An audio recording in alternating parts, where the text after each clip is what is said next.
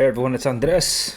Happy Friday to you all. And on this Friday, I'm a little late to this news, but it was picked up by Pocket Now and they linked to the original article, and here it is. I wanted to share this update that I came across with you all regarding the first update in months regarding anything related to the 2021 BlackBerry 5G flagship device. That's literally all we have to go on.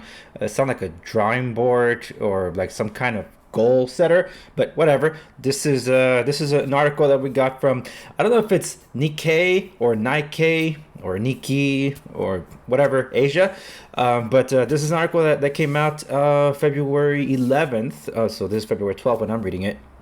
And this is Foxconn and US startup work on BlackBerry's return to Asia.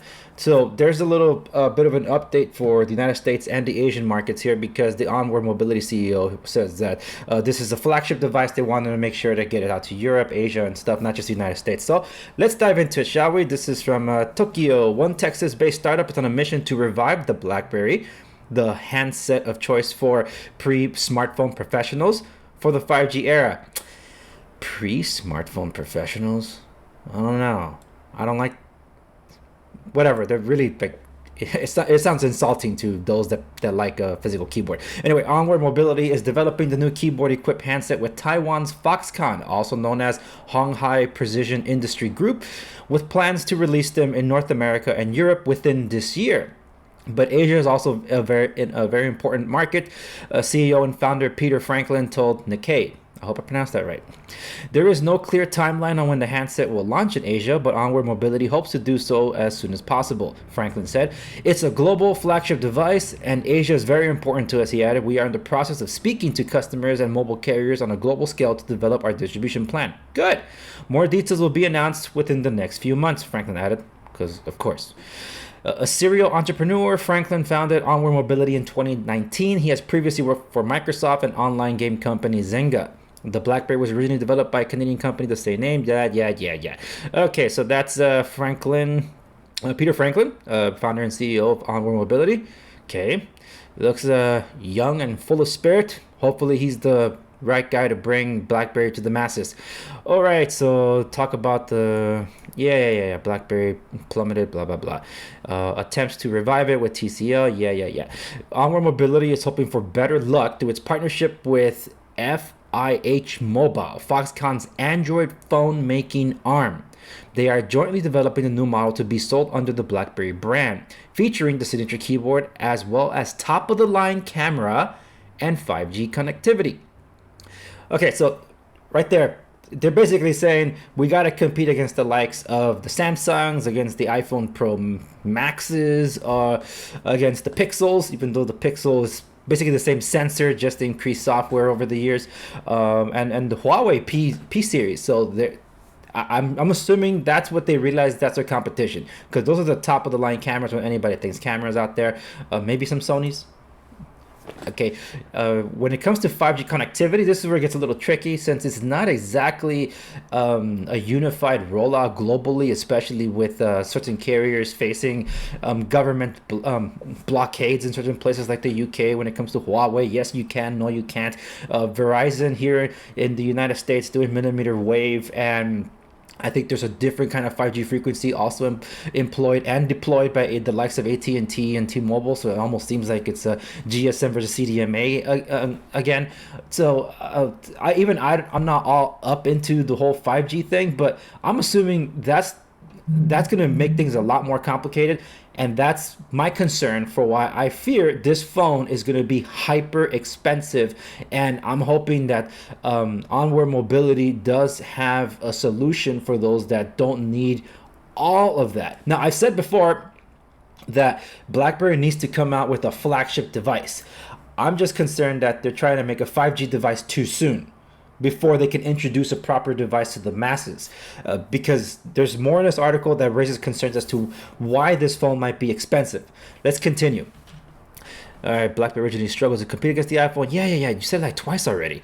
But Franklin believes BlackBerry holds a renewed allure in today's world with more people working from home due to the coronavirus pandemic. Our smartphones equipped with a keyboard, physical keyboard, can help boost productivity. Yes, it does, and it can. It can and does. Onward Mobility also hopes to offer greater protection against data leaks and other cyber threats. Absolutely, which have only increased with teleworking. Like I said, as soon as lockdown was happening in the United States, I said on my show, on the podcast, I'm like, just get ready. You're about to dive into shark-infested waters, and everybody's going in without checking the waters, and that's exactly what happened. ID theft and all sorts, and hacking, and oh my goodness, people were not ready for that. But it was hacker's delight for sure. Okay, it will work with an external cybersecurity company, which hopes to tap demand among corporate and other clients who are keen on security. Good. Hit target those that basically are your strong set. It will work with Foxconn Group on production. One long-term goal is to assemble the handsets in the U.S., Franklin said. So there it is. That is both the good and the bad for this. I like the idea of having made in the USA products. I'm in the USA, made in the USA, American jobs. Hallelujah. The issue with that is that you can't have it both ways, folks. There are those of you that have issues with things being made in China, but then you're the first to complain that things are too expensive. You can't have it both ways. And over here, this is why I believe there will be a barrier to entry with the new BlackBerry if the goal is to come out with only one device out the gate. The flagship device that's supposed to get you the attention, it's going to be a huge barrier. Look what happened with OnePlus, the flagship killer. Look what happened with them. As soon as they put a 5G chip in there, that price was now basically in league with the Pixels of the world. I don't want to say entry level iPhones, but pretty close to the X models. So it got more expensive because of 5G alone. And with this, unless there's great economies of scale, which I doubt that Onward Mobility has the resources and negotiating power to do so, I can't really see this thing costing any less than $1,000, and that's my concern. $1,000 for a QWERTY keyboard device that is already a niche market, and 5G, which isn't really deployed in many places, but is being like a strong suit of it to future-proof the device. Well, great, but will that come at the expense of having even customers for you to pay for the future of that company if they don't flock to it? That's why I'm like, are you going to have a non-5G device to lower the barrier of entry? Because it is a concern, especially nowadays where look at the devices that have moved. A lot of these big players lost a lot of I don't want to say market share, but they lost a lot of money in not being able to move their expensive products because the pandemic affected everybody's pockets. So we'll see. Onward Mobility faces an uphill battle as a handful of players increasingly dominate the global smartphone market. Of the 1.29 billion smartphones shipped globally in 2020, 20.6% came from Samsung Electronics, 15.9% from Apple, according to the US-based International Data Corps. For BlackBerry to succeed, Onward Mobility will need to cultivate new sales channels, increase competition from Chinese players like Xiaomi, who have succeeded in releasing high-performance handsets for cheap, will pose a challenge as well. Absolutely. It's particularly the markets that BlackBerry is hoping to make a splash, like Europe and Asia. That is a big barrier right there. High competition. They didn't even mention Huawei here, but then Huawei is expensive too. So anyway, what do y'all think? Do you think that this device is going to be hyper expensive? And if it has everything, will you make the gamble and jump on board with BlackBerry with Onward Mobility and its first go ahead that might feel a lot like a first gen product that brings its own problems? Look what happened with Microsoft. I took my chances with it, and it wasn't until this week that we finally got an update after like 2 months of silence. It took Windows Central to call out Microsoft, literally, to have Microsoft push out an update, and now they do a price cut at the same time they're starting a global rollout, well, Europe rollout, so to speak. So I have my concerns. I want them to succeed. I've said it before, and I said it in my video last year, two videos last year.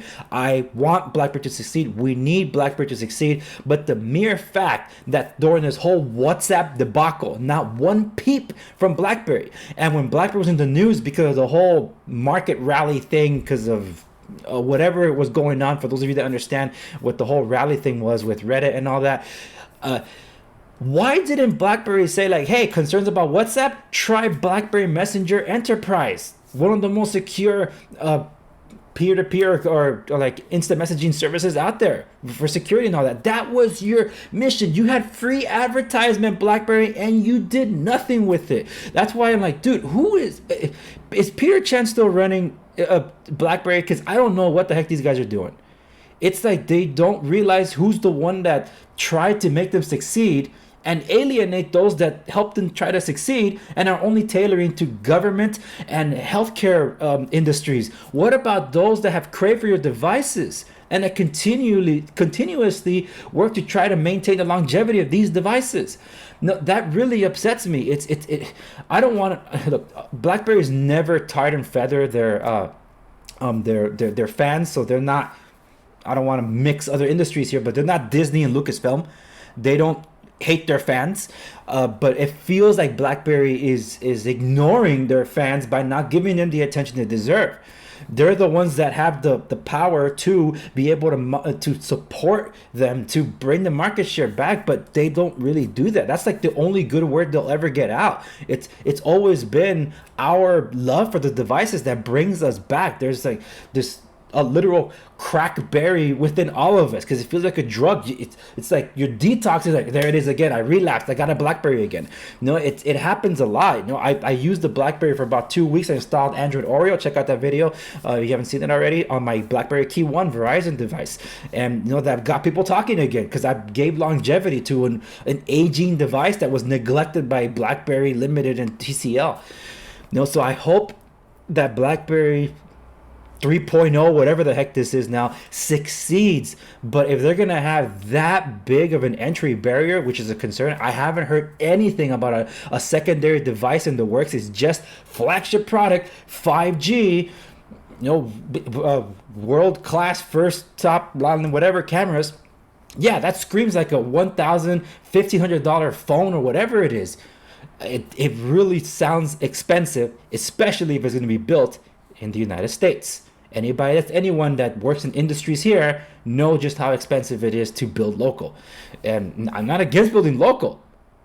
It's just that people are not going to go out to buy it. So it's like, dude, you're damned if you do, damned if you don't. So unless they really are able to negotiate very well with the economies of scale and really rev up the marketing machine, then they're focusing in the right areas. Their goals are on point. I like that and appreciate that, and I'm really pulling for them. But like I said, I have my concerns. I had the questions last year, and now that things are a little bit more focused, some of those concerns are lining up with what I had before. How many people actually wanted to rush out and buy an $800 device, it seemed, from BlackBerry with TCL with mid-range specs? Oh, because of the keyboard. The keyboard isn't the selling point ultimately, man. So yeah, but anyway, what do you think? Am I overly concerned, or are you gonna rush out to buy it first chance you get? Let me know in the comment section down below. Thank you so much for watching. Check out my stuff at www.thehenrysegovia.com. Like and subscribe to stay in the know wherever you're watching this across any of the socials. And check out my real estate resources at segoviares.com. Thank you very much, and I'll see you on the next one.